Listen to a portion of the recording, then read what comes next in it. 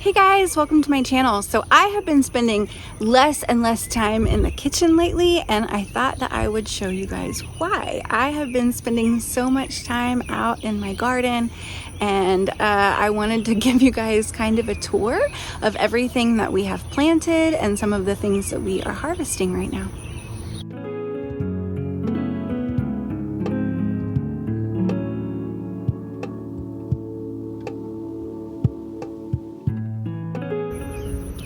So we are going to start out looking at what I lovingly refer to as my tomato jungle. So out here outside of the fence, I needed to go ahead and put some more tomatoes this year because I just did not have space inside of the fence for that. So this variety I thought was a Juliet, but it is not. I don't know what this is. I have one that I need to grab from the bottom there. These have just kind of started to turn, but they are kind of a funny shape. And then there's a lot on there that look like this that are kind of weird looking.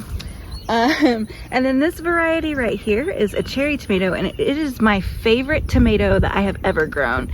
I cannot remember for the life of me what this is called, but you can see that it is like yellow cherry tomatoes, and they are so sweet and delicious. I'm a huge fan of those. And then next to those I have a couple of a hybrid, just like a slicing tomato variety. These haven't started turning yet, but you can see that we have a lot on this one plant. I need to go through and kind of trim it and get rid of all of these yucky pieces down here.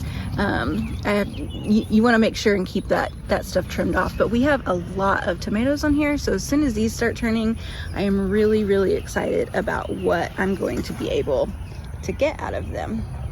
Oh, a goat just jumped out, so I'm gonna have to get that guy now. Well, I've decided to let her stay, so I'm gonna keep walking you guys through, and hopefully she will not jump through and start eating too much stuff. This is a burpless hybrid cucumber. So this is 3 plants, so you can tell that this is like huge and grown.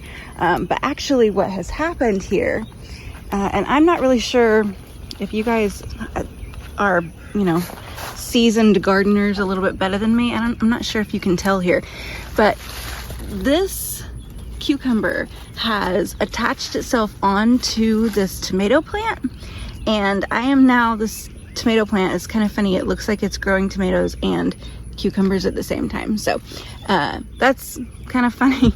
And then I do have a couple of lavender plants in there, if you can see right there, that the cucumbers have also kind of started to take over. So next year I will not plant cucumbers right here by these, but we'll see.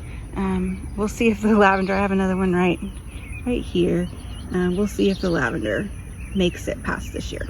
But so far, out of these 3 cucumber plants, we have already been able to get a huge haul of tomatoes. I can see there's lots of weeds in here that I need to come in and pick, but I am purposely kind of not going crazy about picking out the weeds because they aren't really bothering me, and I'm still getting a ton of vegetables out of it.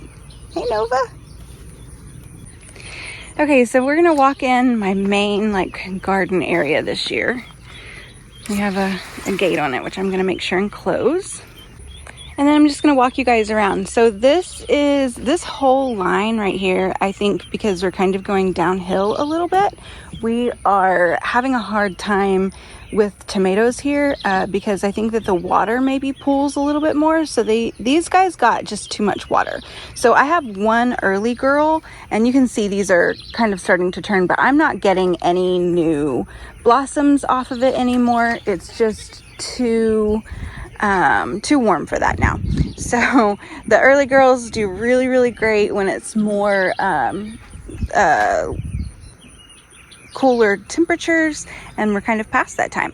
So now we just get to start harvesting them, but these are already a lot bigger than anything that we got last year, so I'm going to be happy with that.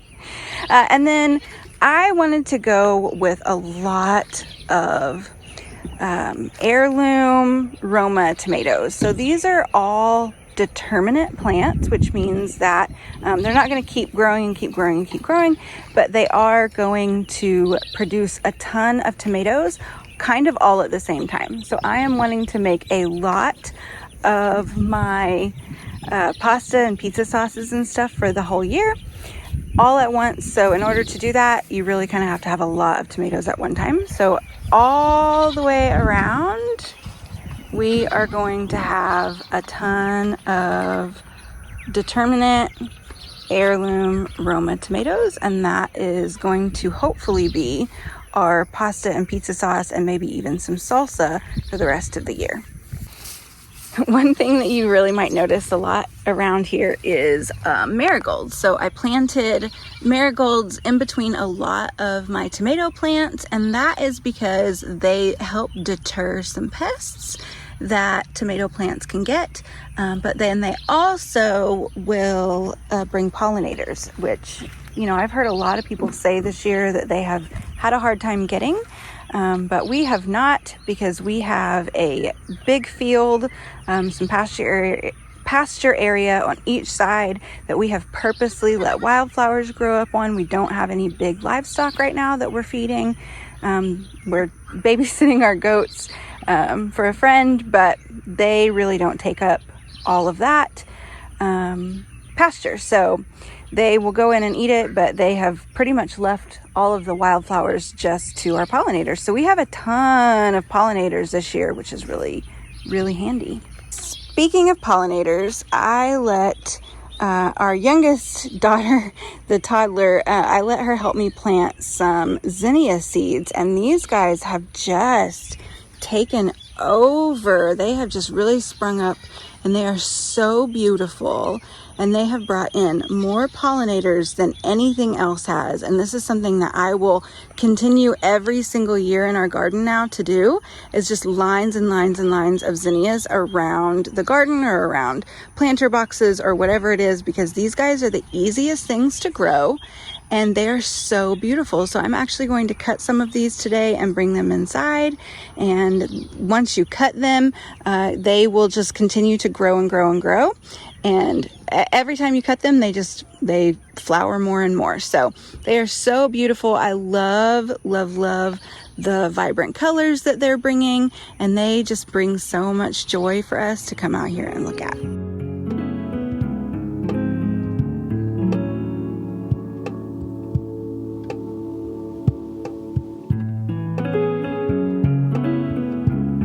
So I am going to harvest some of these zinnias and be able to take them inside and enjoy them inside of our house, and still leave plenty out here for the butterflies and the bees. Another thing that I did was planted a bunch of basil in between several of my tomato plants. Again, don't look too closely at all of the tomato plants because they definitely need to be pruned at the bottom and cleaned up a little bit. I just kind of wanted to show you guys what we have going on here. This plant has so many, oh my goodness, it's so awesome. But just like zinnias, if you don't pull the leaves off like this, you want to cut the actual stalk of the basil plant, and that is going to really, really push that to produce more leaves. And so that's why this plant, I actually wanted to do a test to see if that was true. So this plant, you can see this guy's pretty big here. I need to come in and pull those flowers off. I don't want flowers on my basil plants, because then the plant is going to put all of its energy into flowering so that it can go to seed, and I don't necessarily want that. I want a lot of leaves, so I need to come out and trim that up so that I can make some pesto with that. And then this one right here, which also has some grass growing under it, so I need to pull that out too, but this one I just pulled the leaves off of, so you can see the difference between those two plants. So the one on the left I cut off at the stalk, and the one on the right I just pulled leaves off of, and you can see the actual difference between the two of those, and how when you take your basil off of the plant, how, you know, what's actually more beneficial in the long run. Okay, now my planter box. So this guy has been, I don't want to say a major fail, but it kind of feels like it. So I thought that I was planting some determinate, possibly cherry tomato plants in the middle of an herb garden. And I thought, okay, those don't get huge. They're not super bushy. So it's going to be great just right in the middle.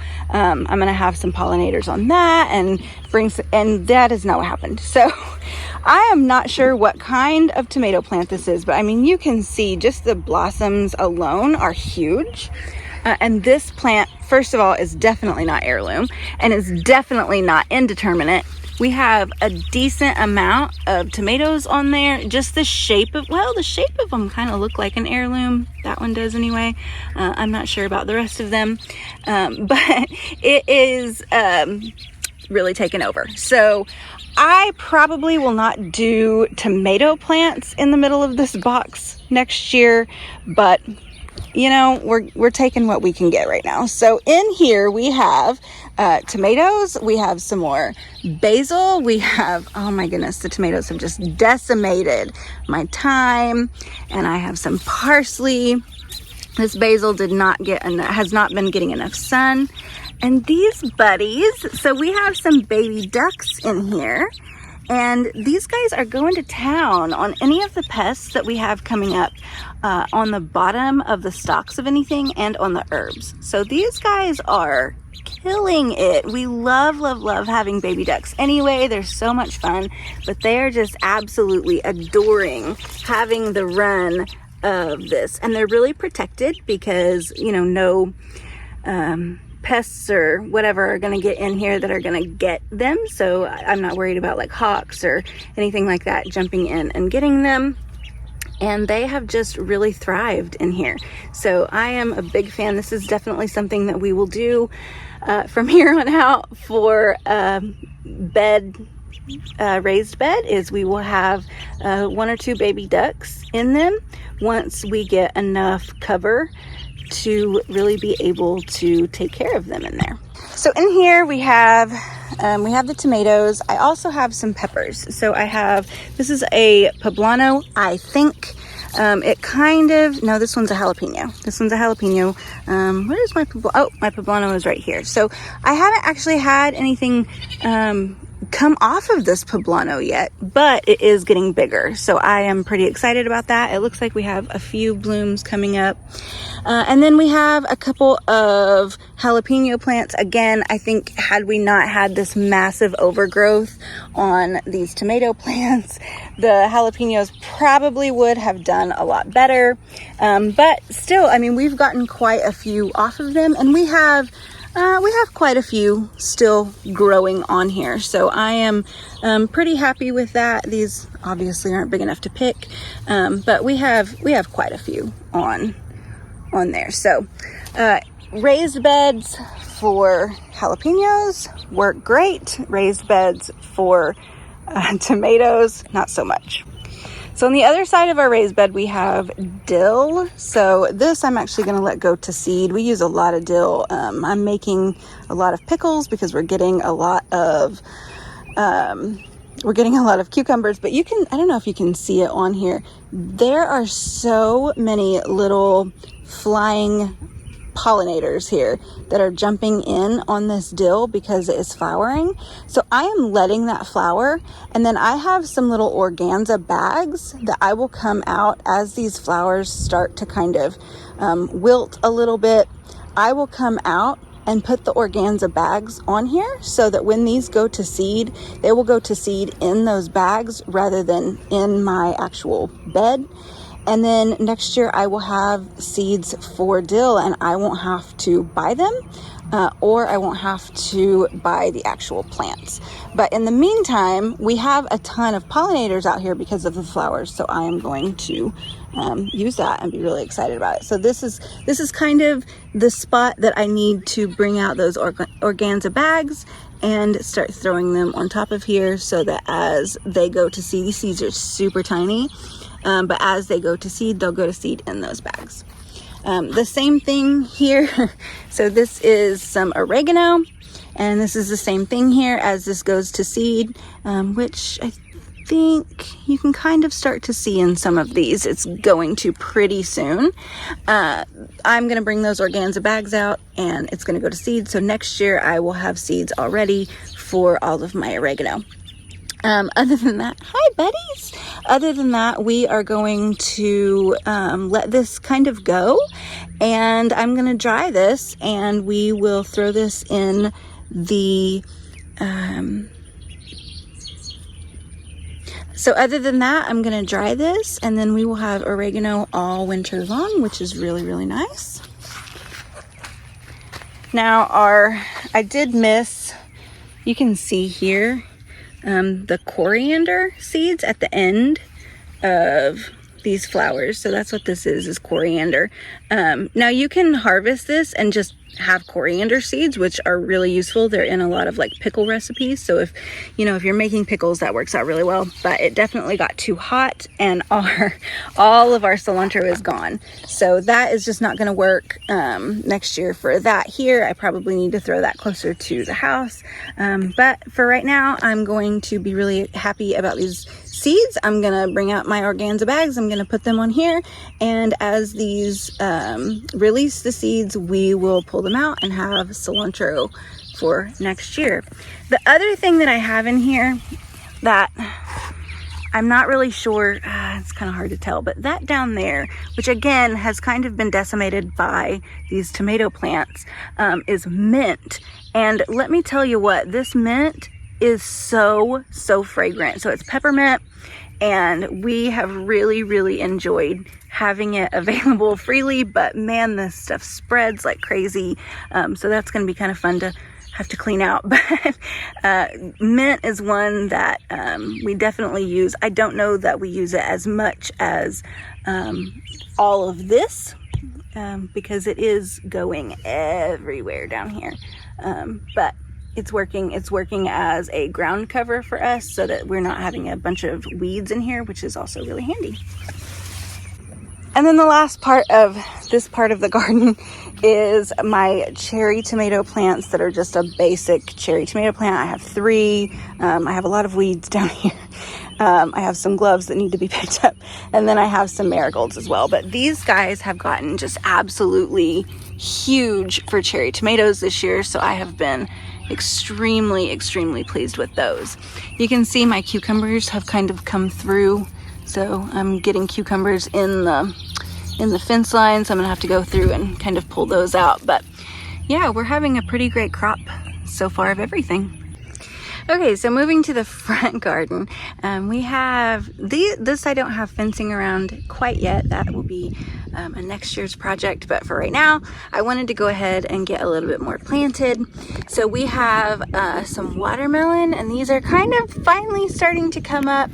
I was really cautious to not come through and weed anything as these came up, because I wanted to make sure and get some really strong roots in there and not pull any of the actual plants up. So now I need to go through and kind of take some of those out. And then the same thing, we have a bunch of flowers. So we have, these are zinnias, we have a few zinnias, we have some cosmos up there, and then we have sunflowers. I'm really excited. These guys are really starting to pop up. And then some of it I probably won't come through and pull the grass out, because as these flowers start really getting bigger and bigger and bigger, it won't necessarily be necessary for me to do that. So on this side, we have a bunch of flowers in the front, and then we have, these will be great pollinators for all of our watermelons back here. And then our last little garden area this year, again in the front, we have several rows of flowers. Some of these I can tell are like grass and clover that I need to come through and probably take at least some of it out or give it a good trim. But we have like some cosmos and some zinnias. I do see there's a couple of dandelions that came through, so I probably need to pull those out. But then this line, for whatever reason, this line of sunflowers did great, except for right here in the middle. So I don't know what I'm gonna do. I don't know what I'm gonna do with that, but we're gonna have like a line. These are mammoth that get about 12 feet tall, so we're gonna have a big line of sunflowers that we just have like a big, I don't know, maybe it'll be like a pathway to get to the zinnias, I don't know. And then right here we went ahead and planted our own little pumpkin patch. So we have We have both big pumpkins, jack-o'-lantern pumpkins, pumpkins for baking, and then we have like the cute little mini ones too. So I'm pretty excited about fall time when it is finally time to harvest these, because that's going to be such a fun thing that we have never done before. So that's it, guys. That is our garden tour for right now. We are bringing in probably about a pound or so of tomatoes right now. That will probably go up way up here pretty soon, and I will show you guys what we are going to do with all of those. I'm going to take you guys along with me to make all of our pasta sauce and pizza sauce for the year and can it, at least as much as we can get out of it, and can it and have that in our storeroom. So I am going to show you guys that. Stick around for that. If you guys wouldn't mind subscribing, that would be really, really kind of you, and I will see you guys next time. Thanks so much for watching.